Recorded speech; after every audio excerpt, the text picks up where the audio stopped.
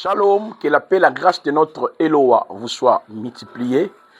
Par son amour infini, nous sommes en train de continuer avec notre cours qui est intitulé la sotériologie. La sotériologie, c'est la doctrine du salut, de la rédemption de l'homme. Sotéria, qui veut dire délivrance, salut, rédemption et bien des choses que je puis expliquer en parlant bien sûr de ces grands cours dès le début.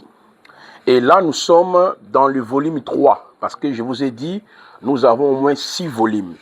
Dans le volume 1, j'ai parlé sur ce que nous étions avant la croix, ce que Yahushua a fait pour nous à la croix. Vous avez déjà les livres de 324 pages.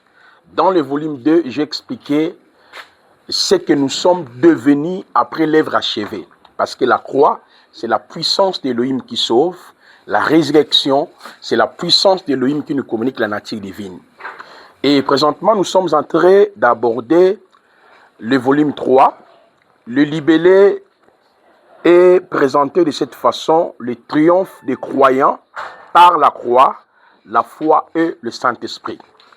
Et je vous ai dit que cet ouvrage a 3 chapitres. Et dans le premier chapitre, le triomphe des croyants par la croix, la foi et le Saint-Esprit. Et présentement, nous sommes dans le premier chapitre. Nous allons terminer cette semaine. La semaine prochaine, nous allons attaquer directement le chapitre 2e. Les 4 types de combats des croyants après l'œuvre achevée. Les 4 types de combats des croyants après l'œuvre achevée à la croix. Et enfin, nous allons toucher le chapitre 3e. Connaissez-vous la prière de la foi, la prière en esprit, la vie de l'esprit, la loi de l'esprit de vie, la loi de la foi, l'esprit de la foi. Je voudrais que nous puissions remercier Yahvé. Et par après, nous allons continuer sur les triomphes des croyants par la foi. On s'est arrêté sur ce point. Remercions Yahvé. Merci Elohim Adonai pour ce moment glorieux que tu viens de nous accorder avec tes serviteurs, tes servantes, dans le cadre de notre Institut biblique de Kinshasa. Donne, Seigneur, nous guider, nous orienter à ton nom glorieux, notre Adonai Yahushua. Amen. Voilà. Je vous ai dit, il y a une vie avant la croix et une vie après la croix.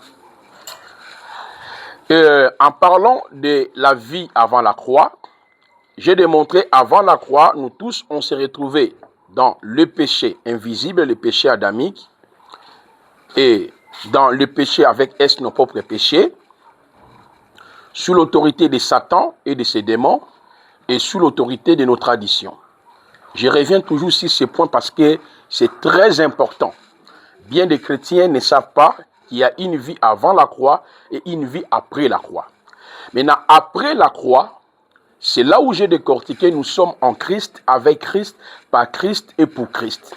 Maintenant, ceux qui sont en Christ, avec Christ, par Christ et pour Christ, vivent par 2 choses. Nous vivons par la foi, 2, nous vivons par l'esprit.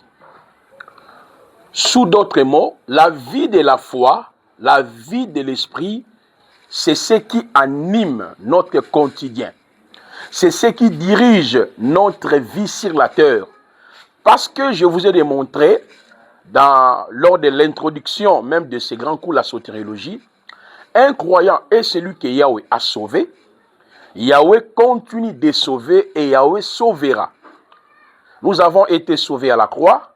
Yahweh continue de nous sauver via les apôtres, le prophète, le docteur, les évangélistes et les pasteurs. Et Yahweh nous sauvera. C'est par rapport aux 6 piliers futuristes de l'Église. On le verra dans le volume 5. C'est là où nous parlerons si la doctrine de l'enlèvement, la doctrine des tribunaux des Machiach, la doctrine du couronnement, la doctrine des festins de noces de l'agneau, la doctrine du règne millénium, ainsi que la félicité éternelle. On le verra par la grâce d'Élohim, c'est-à-dire dans le volume 5, parce que lorsque nous aurons fini avec le triomphe des croyants par la croix, la foi et le Saint-Esprit, nous allons maintenant parler sur le salut holistique et les 3 étapes de la rédemption pour clôturer la sotériologie, volume 1, volume 2, volume 3. Et par après, nous allons maintenant expliquer la finalité de notre salut en parlant bien sûr sur les 6 piliers futuristes de l'Église que je viens de préciter. Maintenant, ceux qui sont en Christ, avec Christ, vivent par la foi. C'est pour cela que j'ai introduit, cette foi n'est pas la mienne, n'est pas la vôtre, c'est la tienne. C'est cette foi qui nous a sauvés. Je vais expliquer, la foi d'Élohim est composée par ces différents éléments. Il y a 6 éléments que j'avais énumérés ici. Les avantages de la foi, les actions de la foi, les langages de la foi, les ennemis de la foi, les épreuves de la foi, la finalité de la foi. Les avantages de la foi, les actions de la foi, les langages de la foi, les ennemis de la foi, les épreuves de la foi, la finalité de la foi reposent sur 3 éléments essentiels et indispensables. Ce que Elohim est, ce que Elohim veut, ce que Elohim peut faire. J'en ai déjà abordé ici, ensemble avec vous. C'est pour cette raison que j'ai insisté. Après l'œuvre achevée, tu ne peux rien recevoir par ta foi naturelle ou par ta croyance. Donc, la foi qui réside dans le chef des croyants, c'est la foi que Elohim lui-même nous avait communiquée. C'est cette foi qui nous porte la solution, le salut, le bonheur, la protection, la guérison, la restauration. C'est très important. Je pense que vous avez peut-être des questions à mail, mais lorsque nous serons en live, en privé avec vous, vous pouvez poser toutes vos questions. Parce qu'il y a une forme de confusion, nous n'arrivons pas à définir la notion de la foi dans l'Ancien Testament et la notion de la foi dans la Nouvelle Alliance. Dans la Nouvelle Alliance, la foi des chrétiens est basée sur ce que Elohim a fait, ce qu'on appelle la prédication de la croix. Mais pour qu'on soit sauvé, Yahweh lui-même a départi à nous une mesure de foi. Romains 12, le verset 3, je vous avais donné les passages. Éphésiens chapitre 2, depuis le verset 8 jusqu'au verset 9e, le salut vient par la grâce au moyen de la foi. Donc, la foi de ceux qui sont en Christ, avec Christ, par Christ et pour Christ, sont inexistantes. Et c'est pour cela que je vous avais démontré, nous avons pleinement en Christ, et il y a des choses que Elohim continue de nous donner au travers son Fils. Je vous ai donné Romains chapitre 8, le verset 32, Colossiens chapitre 2, le verset 10e, 2 Corinthiens chapitre 1, le verset 20. Donc il faudrait que vous puissiez vraiment passer le temps dans cette étude-là. Vous comprendrez que lorsqu'on vous dit qu'il faut avoir la foi, ou j'ai la foi, bon, il s'agit de quelle foi? C'est pour cette raison que nous allons voir la prière de la foi, la vie de la foi, avec beaucoup de précisions. Alors, nous avons déjà décortiqué les avantages de la foi. Aujourd'hui, nous allons avancer sur les actions de la foi. Parce qu'en ce qui concerne les avantages de la foi, je vous ai dit, ça nous renvoie sur l'œuvre achevée, ce que Yahushua a fait pour nous à la croix. Il s'est fait pour toi et pour moi. Rédemption, les rachats, la rançon, le pardon, l'imputation, la substitution, la justification, la propitiation, la purification, l'adoption, les baptêmes, la sanctification, la sagesse, la sécurité, la repentance, la conversion, la nouvelle naissance, la glorification, la paix, la réconciliation, ainsi que la vivification. Donc, si vous ne comprenez pas les acquis de la croix, comment vous avez la foi au salut? Parce que la foi au salut, soteria, aphésis, roumaï, sonzo, diasonzo, nous renvoie si les acquis de la croix. Donc, celui qui dit qu'il a la foi, c'est qu'il vit par les acquis de la foi. Sous d'autres mots, les avantages du salut ou les avantages de la foi. C'est très important. Et déjà dans le volume 1, nous avons décortiqué tous les avantages de la foi en détail. Maintenant, je vais prendre le deuxième point, les actions de la foi. Les actions de la foi. C'est vraiment pertinent si vous saisissez tous ces moyens ici et vous allez rendre compte que la vie chrétienne qu'on nous a prêchée, quand les chrétiens disent qu'ils ont la foi, ils ont la croyance, ils n'ont même pas la foi d'Élohim, ils ne connaissent même pas la vie de la foi. Alors, les actions de la foi. Les actions de la foi au salut des élus sont basées sur l'œuvre achevée. C'est-à-dire, la foi d'Élohim porte les actions, ou bien à ses actions. Et ces actions-là est basée sur ce que Elohim a accompli à la croix de Golgotha. Je vous explique. Les 7 éléments qui forment les actions de la foi dans la Nouvelle Alliance. Nous avons l'espérance. Il y a d'abord l'espérance, ça c'est 1. Il y a 2, l'assurance. Nous avons 3, la croyance. Nous avons 4, la démonstration. Il y a 4, la démonstration. Nous avons 5, la conviction. Il y a 6, la persévérance. Voilà. C'est ça ce qu'on appelle les actions de la foi d'Élohim. Je continue et je ne cesserai de vous répéter, tu ne peux rien recevoir par ta foi. Oh non, je dois avoir la foi. La femme qui souffrait pendant 12 ans, elle avait la foi, elle se disait d'elle-même, mon frère, ma soeur, toi tu as la foi d'Élohim. La foi d'Élohim vous a tout donné. Mais tu dois savoir comment marcher dans la foi d'Élohim. Parce que la foi d'Élohim est basée, n'est pas seulement sur les avantages que nous venons de voir, mais cette foi est basée aussi sur les éléments ici.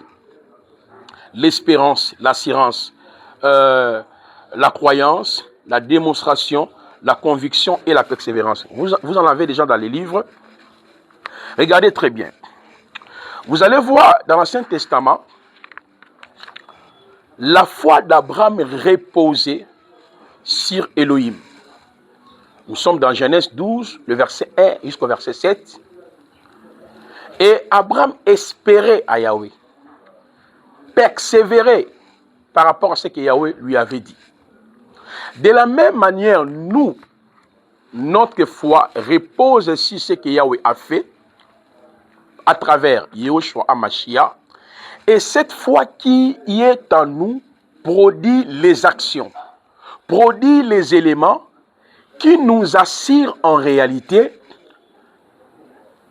qu'en lui, avec lui, pour lui et par lui, nous avons pleinement. C'est comme Abraham. Les actions de la foi étaient basées sur ce que Yahweh lui avait dit. C'est pour cela Abraham persévérait. Abraham croyait. Abraham était fidèle à celui qui avait fait la promesse. Beaucoup de chrétiens n'ont pas compris le domaine de la foi d'Élohim. Je prends par exemple l'espérance. Je dis le mot espérance vient du mot grec qui veut dire elpis. Elpis, le terme elpis qui a été traduit en français par espoir ou espérance. Alors, ces termes elpis qui signifie espoir ou espérance, voyez, ça signifie quoi exactement? Les chrétiens que nous sommes, notre espérance repose, notre elpis sur l'œuvre achevée. C'est-à-dire, dans l'espérance, nous avons tout. La guérison, la bénédiction, la protection, la victoire. C'est comme Abraham, son espérance était à Yahweh. Donc, il espérait ma protection, ma guérison, ma victoire est liée à Elohim. De la même manière, tous ceux qui sont en Christ, ils ne peuvent recevoir la guérison, l'exaucement en dehors de Yoshua. Donc, ceux qui marchent par la foi d'Elohim doivent savoir qu'il y a les actions, c'est-à-dire les éléments qui composent cette foi-là, qui permet maintenant dans cette aventure de la foi d'être imbibé dans la promesse, dans l'alliance, dans la persévérance, parce que celui qui vous a fait la promesse ne ment jamais, il est celui qui vit en vous. Lorsqu'on prend Colossiens chapitre 1er, le verset 26 à 27, la parole nous dit ceci. Là, je lis seulement le verset 26 à 27. Le mystère caché depuis les âges et depuis des générations, mais qui est maintenant manifesté à ces saints auxquels Elohim a voulu faire connaître quelle est la richesse de la gloire de ce mystère parmi les nations. Christ Mashiach en vous, l'espérance de la gloire. Donc, notre espérance est liée justement sur la mort de Mashiach. Vous voulez être guéri par le Père. Vous voulez être béni, c'est à la croix. Ça, c'est la première des choses. Je l'ai démontré dans le texte de Galates chapitre 2, le verset 20, où la parole nous dit « Je suis crucifié avec Mashiach, et si je vis, ce n'est plus moi qui vis, mais c'est maintenant, c'est Mashiach qui vit en moi. Si je vis maintenant dans la chair, je vis dans la foi au Fils d'Élohim, qui m'a aimé, qui s'est livré lui-même en ma faveur. » C'est ça la notion de l'espérance. Vous espérez, les mariages, c'est en Christ. Ce n'est pas le fait d'aller renverser, de gêner, de combattre, j'arrache, je récupère. Vous espérez qu'en faisant cela, vous aurez l'exaucement. Voilà pourquoi les gens veulent se niveler avec Rite, avec Daniel. Non, notre espérance repose en Christ. Et pourquoi? Il y a tout en lui. Et le deuxième élément, c'est l'assurance. Nous devons avoir l'assurance qu'à travers l'œuvre achevée, nous avons pleinement en Christ. Mais beaucoup de chrétiens n'ont pas cette assurance. Ils vous disent qu'ils sont dans le domaine de la foi, mais pour eux, l'assurance, c'est ce que le prophète a dit, ta vie est liée entre les mains de ton père, c'est ton oncle qui est sorcier, c'est ta maman la sorcière qui bloque. Alors, il faut gêner, il faut prier, il faut faire ceci, homme de Dieu. L'assurance de non-croyants est basée sur ce que Yoshua a fait. C'est pour cela, selon les textes des néo-testamateurs, du Nouveau Testament, il y a 5 vérités en ce qui concerne l'assurance. Nous avons l'assurance qui est basée par le Saint-Esprit. Le Saint-Esprit en moi, c'est le gage de mon héritage. Aucun sorcier, aucun démon, ni mon père, ni ma mère peut bloquer mon héritage en Christ. Parce que dans mon héritage, il y a la vie éternelle, il y a la guérison, il y a la prospérité, il y a tout. Je vous ai dit, l'ignorance de notre position, de notre identité en Yoshua, permet à Satan et à ses démons de pouvoir régenter leur domination dans nos vies. Éphésiens 1er, 13-14 nous dit « En qui vous êtes aussi, après avoir entendu la parole de la vérité, l'évangile de votre salut, en lui vous avez cru et vous avez été marqués du sceau du Saint-Esprit de la promesse, lequel est le gage de notre héritage pour la rédemption de ce qui s'est acquis pour la louange de sa gloire. » Donc, le Saint-Esprit en nous, c'est lui qui est le gage de notre héritage. Dans Colossiens 1er 12, 14, la parole nous dit « Rendez grâce au Père qui nous a rendus capables d'avoir part à l'héritage des saints. » Donc, les saints ont déjà leur héritage. Notre héritage provient de la croix, la puissance d'Élohim qui sauve, de la résurrection, la puissance d'Élohim qui nous communique la nature divine. Ça, c'est magnifique. Et un autre élément, notre assurance est basée sur l'intercession de Yoshua. Donc nous devons croire que notre sécurité n'est pas d'abord par la prière. Notre sécurité sur le salut, notre marche sur la terre est liée sur l'intercession de Yoshua par rapport à sa position à la droite du Père. C'est pour cela que nous devons avoir l'assurance que nous avons un salut éternel. Hébreux chapitre 5, le verset 9 nous dit, « Ayant été rendu parfait, il est devenu l'auteur du salut éternel pour ceux qui lui obéissent. » Nous avons reçu un salut éternel. Et voilà pourquoi Yoshua intercède pour nous pour dire, aucun péché ne peut entraver le salut des Élis. Il nous a sauvés une seule fois pour toutes. Par son sacrifice, bien sûr, à la croix, il s'est fait pardon, justification, imputation, glorification, justice, adoption, la purification, la propitiation, la rançon, la rédemption pour les Élis. Alors, un autre élément lié à notre assurance, c'est l'exaucement de nos prières.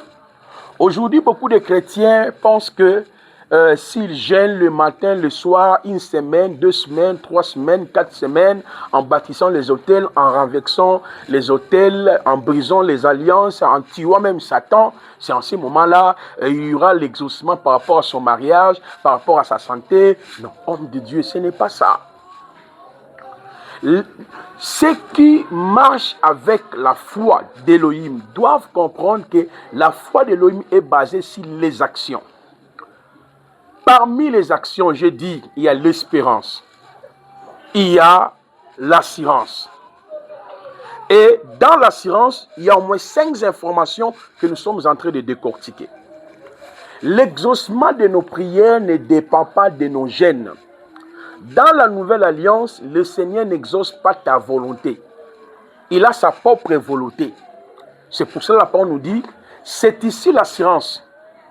Lorsque nous demandons quelque chose selon sa volonté, il nous écoute.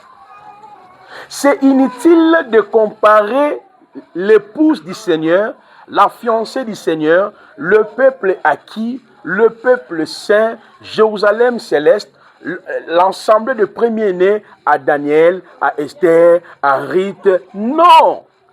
Nous avons un nouveau statut. Nous sommes des concitoyens des saints. Nous sommes des concitoyens de cieux. Le membre de la famille d'Élohim. L'exaucement de nos prières dans la nouvelle alliance dépend des lèvres achevées. Sous d'autres mots, ce que Yoshua a fait à la croix, il nous a exaucés en termes de guérison, protection, restauration, bonheur, il a tout fait. C'est pour cette raison, il dit dans Marc 11, 24 à 25. Tout ce que vous demanderez en priant en mon nom, croyez-vous que vous l'avez déjà reçu et vous le verrez s'accomplir. Donc, sous d'autres mots, ce n'est pas un homme de Dieu, un bishop, un prêtre peut vous donner des choses à faire pour que vous parveniez à la solution. C'est parce que vous n'avez pas compris la notion des actions de la foi. Et dans l'assurance, nous devons croire que c'est Christ qui exauce la prière. Il a dit ça dans Jean chapitre 14, 13, 14, « Je le ferai ». Et lorsque nous prions, on le verra ici, dans le chapitre 3e, lorsque nous prions, selon Yoshua, en réalité, nous sommes déjà en possession de la chose demandée. Si je n'ai pas encore vu ça matériellement, dans les yeux spirituels, voir dans l'invisible, on le verra, voir dans l'invisible, c'est le langage de la foi, je dois à chaque fois louer, glorifier, élever le Seigneur jusqu'à ce que je le verrai sur le plan matériel. Mais nous, quand on ne voit pas l'exaucement, on n'a pas l'assurance. Qu'est-ce qu'il faut faire? Le pasteur te dit, il faut bâtir les autels, il faut s'aimer, il faut faire de telles semences, il faut faire de tels sacrifices, et vous êtes en train de le faire, et vous le fassiez, et jusqu'à ce que vous êtes fatigué, vous ne voyez pas l'exaucement. C'est parce qu'on n'a pas compris les triomphes des croyants par la foi. Et si vous avez bien compris les triomphes des croyants par la croix, c'est là où j'ai parlé des triomphes éternels et des triomphes progressifs. Alors, nous devons voir l'assurance que l'exaucement de nos prières passe par Mashiach. Et la dernière information sur l'assurance, nous devons avoir l'assurance que c'est celle Yehoshua qui nous protège. Ce n'est pas ta prière, ce ne sont pas tes gènes qui doivent te protéger face aux sorciers de ta famille, aux magiciens, parce que les gens prient, oh je prie pourquoi? Parce que j'ai peur des sorciers dans ma famille, voilà pourquoi je prie. Non, ça prouve que vous ne comprenez pas les actions de la foi. Notre assurance repose sur Yehoshua par rapport à l'œuvre de la croix et à la puissance de la résurrection. Après sa résurrection, il vit en nous. Il dit, je suis avec vous, Matthieu chapitre 28, le verset 17 à 20. Matthieu chapitre 28, le verset 17 à 20, après avoir donné l'ordre à ses apôtres, et qu'est-ce qu'il a dit enfin? Allez partout, prêchez la parole et tout, je suis avec vous jusqu'à la fin du temps. La présence d'Élohim est en nous, il ne peut pas nous quitter, il demeure en nous, il est toujours avec nous. C'est pour cela, si vous ne comprenez pas les actions de la foi, vous allez vous comparer avec Esther, avec Daniel. Oh, on doit prier, on a peur des sorciers. Donc nous avons développé une doctrine erronée de démonologie. C'est comme si les démons sont présents, Satan est présent avec nous. Au par ricochet, Satan n'est pas omniprésent, les démons ne sont pas omniprésents, il n'y a qu'un seul être qui est omniprésent, omniscient, omnipotent, immuable, c'est Machia. Il est où? Il vit en toi. Galates 2:20. Ce n'est plus moi qui vis, c'est Christ qui vit en moi. Vous comprenez, mes chers frères? Et dans Éphésiens chapitre 3, 17, 18, 19, il demeure dans nos cœurs. Il est là. Voilà les éléments qui sont basés sur l'assurance, la croyance. Vous croyez en quoi? Troisième élément, la croyance. Si vous posez la question aux chrétiens, est-ce que vous croyez que Jésus-Christ t'a sauvé? Oui, je crois, je suis chrétien, Jésus m'a sauvé. Oui, je suis chrétien depuis 2000, depuis 1992. Moi, je crois en Jésus. Mais regardez celui qui vous dit qu'il croit en Jésus, mais sa façon même de prier, sa façon même de servir Dieu, vous comprenez que c'est une chrétienne professante ou un chrétien professant. Tite 1:16. Parce que dans les actions de la foi, il y a la croyance. D'où vient d'abord cette croyance? Cette croyance est basée sur ce que Yehoshua a fait pour nous à la croix et ce que nous sommes devenus. Donc notre croyance se résume sur ce que Yehoshua a fait pour nous à la croix. Parce que si vous aviez compris ce que Yehoshua a fait pour vous à la croix, tu comprendras ta vie avant la croix. Or, avant la croix, nous étions sur les 4 captivités. Le péché sans S, le péché avec S, sous l'autorité de Satan et de ses démons, et de vaines manières que nous avons héritées par nos parents. Donc, quand tu dis que tu as la croyance, on sous-entend, vous croyez à ce que vous étiez avant la croix, à ce que Yehoshua fait pour vous. À la croix, il devient qui? Soteria, Aphésis, Roumaï. Tous ces termes-là nous renvoient à sa mort à la croix, et tous ces termes-là nous renvoient sur le bénéfice du salut ou les avantages du salut que nous avons décortiqué ici. Parce que la croyance, c'est un terme qui est lié dans le mot foi, parce que dans la langue grecque, il y a 2 termes pour parler de la foi. Je pense que vous avez même lu ça dans l'ouvrage. Je parlais du terme, il y a les termes qu'on appelle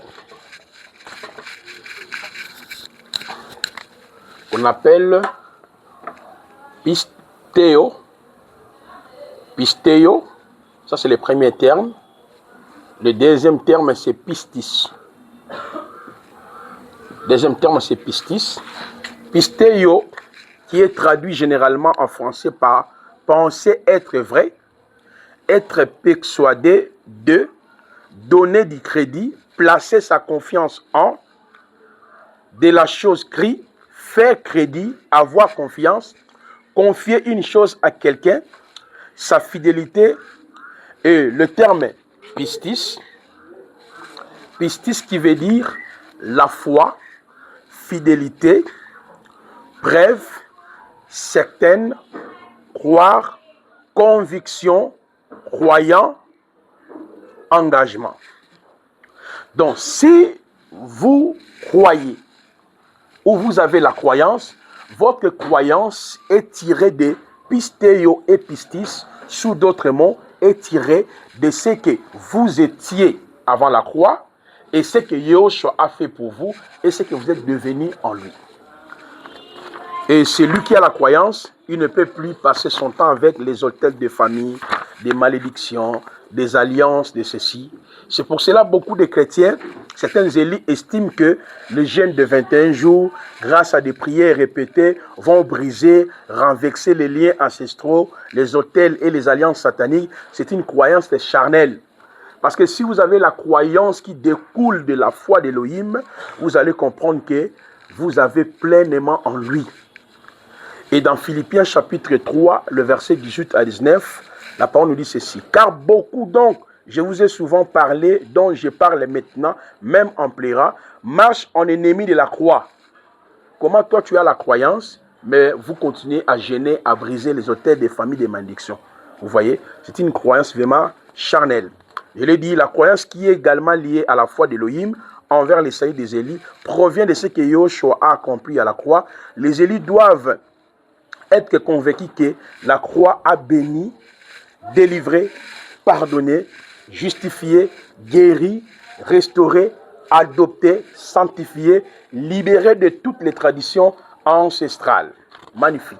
Rendez grâce au Père qui nous a rendu suffisant d'avoir part au lot des saints dans la lumière, qui nous a délivrés hors de l'autorité de la ténèbre. Il nous a transportés dans le royaume des fils de son amour, à qui nous avons la rédemption par le moyen de son sang, le pardon des péchés, lequel est l'image d'Élohim invisible, le premier-né de toute la création. Ça, c'est magnifique. Donc, notre croyance doit baser sur ce que Yahushua a fait pour nous, sur l'identité de Yahushua, la vie victorieuse que nous avions en Yahushua.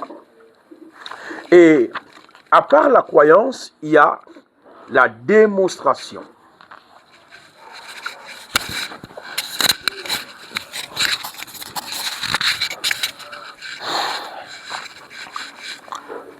À part la croyance, il y a la démonstration. La démonstration est basée sur quoi? La démonstration est basée sur les triomphes. Les triomphes éternels. Je vais parler sur les triomphes continuels ainsi que les triomphes éternels.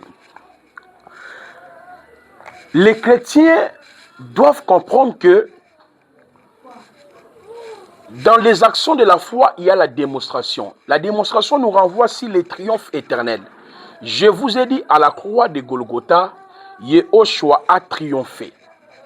Qu'est-ce que Yahushua a triomphé? Il a triomphé le péché adamique, il a triomphé le péché avec S, il a triomphé Satan, il a triomphé les démons, il a triomphé nos traditions. C'est le travail qu'il a fait à la croix. Alors, quand quelqu'un vous dit, il a la foi d'Élohim, la démonstration de cette foi repose sur les triomphes éternels. Dans les triomphes éternels, ces 4 captivités n'existent plus. Nous sommes totalement libres. Si le Fils vous affranchit et vous êtes réellement libre. Vous voyez le domaine de la foi. Quand toi tu dis j'ai la foi, qu'est-ce que vous comprenez? Quel est votre entendement sur la notion de la foi? Donc la démonstration qui est liée sur les actions de la foi, ça nous rappelle les triomphes éternels. Et je vous avais expliqué, il y a les triomphes continuels. Les triomphes continuels tirent sa source, sa subsistance sur les triomphes éternels. C'est là où je vous parlerai dans le chapitre 2e, le combat spirituel victorieux. Parce que nous, les chrétiens, nous ne faisons pas le combat spirituel, mais nous exerçons l'autorité de Christ dans le combat spirituel parce que nous sommes aussi engagés dans ce combat, mais nous triomphons dans la victoire. Je reviendrai sur ces points dans le chapitre 2e. Colossiens 2, 13, 14. Et dans Colossiens 2, 13, 14, la parole est tellement claire. Il a dépouillé les dominations, il a dépouillé les autorités, il a effacé l'acte dont les dogmes étaient contre nous et qui nous était contraire, et il a enlevé hors du milieu de nous, en le clouant à la croix. Il a dépouillé les principautés, les autorités, les a exposées publiquement en spectacle, en triomphant d'elles en lui. Triomphe, triomphe, triomphe par le sang de l'agneau. Triomphe, triomphe, triomphe par le sang de l'agneau. Victoire, victoire, victoire par le sang de l'agneau.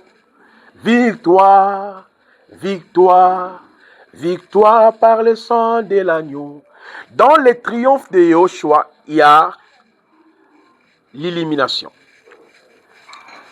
Il y a l'effacement total du péché adamique, nos propres péchés, et Satan a été défait, les démons ont été défaits, les autels, le lien, les malédictions générationnelles, les malédictions des familles ont été renversées par les sacrifices éternels, par la rédemption éternelle que Mashiach a accompli pour nous. C'est ça la démonstration des actions de la foi. Donc celui qui a la foi d'Élohim, cette foi lui rappelle que vous avez la victoire parce que celui qui vit en vous par la foi a triomphé. Un autre élément, la conviction. La conviction, ça fait partie aussi des éléments des actions de la foi. Le Saint-Esprit en nous nous convainc que nous sommes enfants d'Élohim. Romains 8, 13, 14, 15.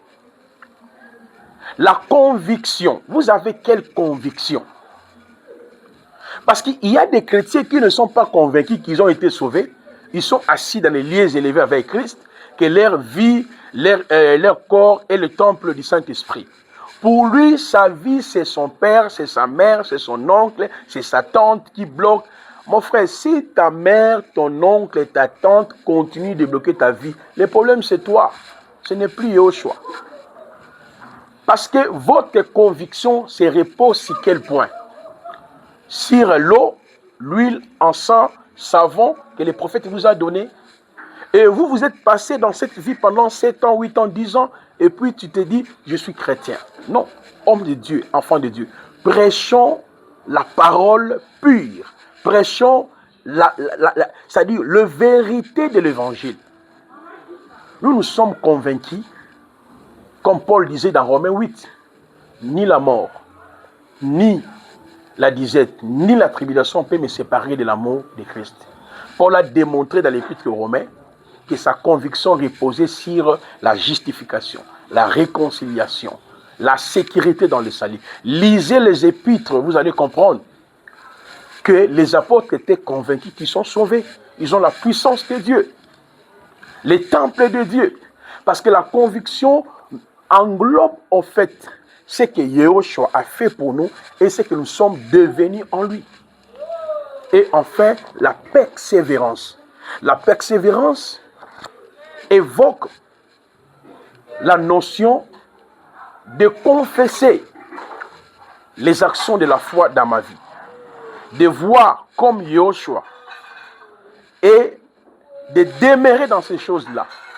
Je suis sauvé, il m'a libéré, Mais regardez comment les chrétiens prient. Chaque dimanche, chaque mercredi, chaque vendredi. Satan, démon, famille. Satan, démon, famille. Satan, démon, famille. Persévérez aux choses auxquelles vous avez été enseigné. Lisez les épîtres. Nous devons demeurer, persévérer sur les triomphes de Yahushua, la puissance de la résurrection et notre identité en lui. Mais regardez aujourd'hui, nous sommes à côté parce qu'on n'a pas compris le sens réel de la vie chrétienne. Alors, je vous encourage de lire l'ouvrage. On va voir, par la grâce de notre Elohim, un autre élément, toujours aussi la foi d'Elohim. Je parlerai sur les langages de la foi. Parce que la foi d'Elohim a ses langages. On le verra, voir dans l'invisible, parler aux problèmes, croire à ce que Yahushua est. Et nous allons voir ça par la grâce d'Elohim. Et par après, nous allons parler sur les ennemis de la foi. Les ennemis de la foi. Les ennemis de la foi. Et puis, nous allons aussi aborder les épreuves dans la foi, ainsi que la finalité de la foi. Et par après, nous allons parler sur le triomphe par le Saint-Esprit, avant d'attaquer le chapitre 2e, les 4 types de combats des croyants après l'œuvre achevée à la croix. Et le combat spirituel, le combat de la foi, le combat de l'âme et le combat physique. Et enfin, nous allons chuter dans le 3e chapitre. Je pense que d'ici la semaine prochaine, nous pouvons déjà terminer l'exposé de la sotériologie, tome 3. Voilà, pour les étudiants de l'IBK, nous allons nous retrouver dans notre groupe. S'il y a des questions, vous allez poser toutes vos questions. Priez. Merci Adonai et Yahushua pour ce moment que tu viens de nous accorder avec tes serviteurs. L'honneur et la gloire revient en toi. Continue à nous parler. Guide-nous, révèle-nous ta parole, à ton nom, glorie notre Adonai Yahushua. Amen. Merci, Baruch Hashem.